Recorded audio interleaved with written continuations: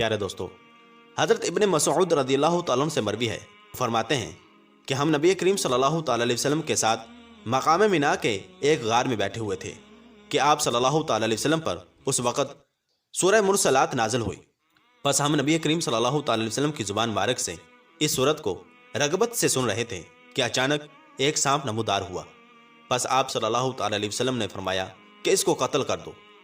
پس ہم اس کی طرف دوڑے تاکہ اسے قتل کر دیں، لیکن وہ ہم سے بچ کر فرار ہو گیا۔ پس آپ صلی اللہ تعالیٰ علیہ وسلم نے ارشاد فرمایا کہ اللہ تبارک و تعالیٰ نے اسے تمہارے شر سے بچا لیا جیسے تمہیں اس کے شر سے محفوظ رکھا تھا۔ بحوالہ بخاری اور مسلم شریف۔ اور حضرت ابو قتادہ رضی اللہ تعالیٰ عنہ سے روایت ہے کہ نبی کریم صلی اللہ تعالیٰ علیہ وسلم نے ارشاد فرمایا کہ جب سے ہماری ان سانپوں سے عداوت ہوئی ہے ہم ان سے محفوظ نہیں رہے۔ حضرت ابن عمر رضی اللہ تعالیٰ عنہ فرماتے ہیں کہ جو سانپ کو قتل نہ کرے بلکہ چھوڑ دے تو وہ ہم میں سے نہیں۔ حضرت اما عائشہ صدیقہ رضی اللہ تعالیٰ عنہ فرماتی ہیں کہ جس شخص نے سانپ اس ڈر سے بغیر قتل کیے چھوڑ دیا کہ وہ ہم سے بدلہ لے گا تو اس آدمی پر اللہ تبارک و تعالیٰ، اس کے فرشتوں اور تمام لوگوں کی لعنت ہے۔ حضرت اما عائشہ صدیقہ رضی اللہ تعالیٰ عنہ بیان کرتی ہیں کہ نبی کریم صلی اللہ تعالیٰ علیہ وسلم نے فرمایا کہ سانپ، بچھو، چوہا اور کوا فاسق یعنی کہ اللہ تبارک و تعالیٰ کے نافرمان ہیں۔ بحوالہ بہقی شریف۔ اور حضرت ابن مسعود رضی اللہ تعالیٰ عنہ سے مروی ہے کہ نبی اکرم صلی اللہ تعالیٰ علیہ وسلم نے ارشاد فرمایا کہ جس نے سانپ کو قتل کیا تو اس نے گویا مشرک آدمی کو قتل کر ڈالا، اور جس نے سانپ کو اس خوف سے چھوڑ دیا کہ وہ ہم سے بدلہ لے گا تو وہ ہم میں سے نہیں۔ بحوالہ مسند امام احمد۔ پیارے دوستو، ان روایات سے ہمیں پتہ چلتا ہے کہ ہمارے معاشرے کے اندر یہ جو بات پائی جاتی ہے کہ سانپ کو قتل نہیں کرنا چاہیے، کیونکہ اگر اس کو قتل کر دیا جائے تو اس کا ساتھی ہم سے بدلہ لے گا، یہ سراسر غلط ہے۔ اس کا اسلام سے کوئی تعلق نہیں، یہ محض توہم پرستی ہے۔ اور سانپ انسانوں سے بغض اور عداوت رکھتا ہے، کیونکہ سانپ کو حضرت آدم علیہ السلام کی وجہ سے ہی جنت سے نکالا گیا تھا، کیونکہ اس نے شیطان کا ساتھ دیا تھا۔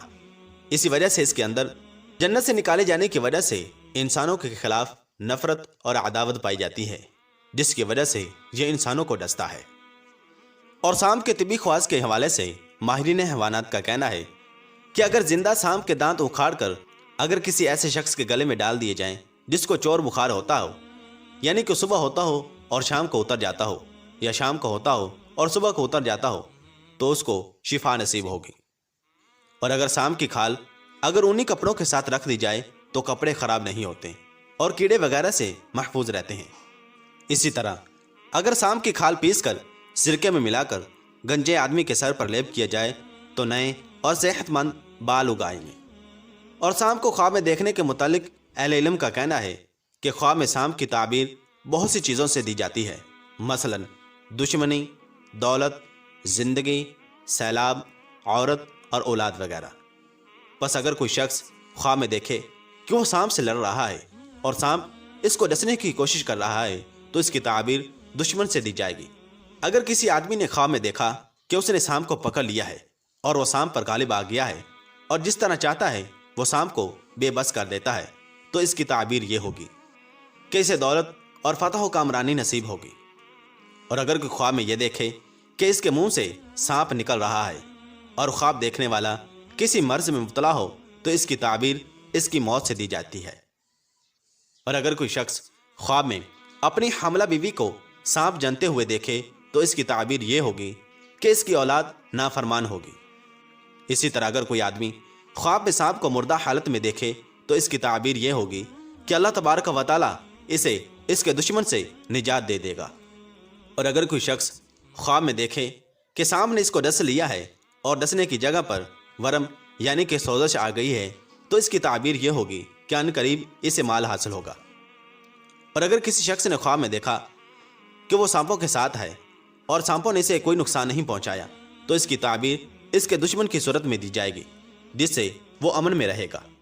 اسی طرح اگر کسی شخص نے خواب میں پیٹ کے اندر سانپ کو دیکھا تو اس کی تعبیر خاندانی دشمنی سے دی جاتی ہے۔ اللہ و رسول عالم، اللہ تبارک و تعالیٰ اور اس کے رسول صلی اللہ تعالی علیہ وسلم زیادہ بہتر جانتے ہیں۔ اللہ تبارک و تعالیٰ سے دعا ہے کہ اللہ تبارک و تعالیٰ ہمیں ہر قسم کے شر سے محفوظ رکھے، ہمیں اپنے حفظ و امان میں رکھے، ہمیں نیک اعمال کرنے اور گناہوں سے بچنے کی توفیق عطا فرمائے، اور ہمیں قرآن و سنت کے مطابق زندگی بسر کرنے کی توفیق عطا فرمائے۔ آمین بجاہ نبی الامین صلی اللہ تعالی علیہ وسلم۔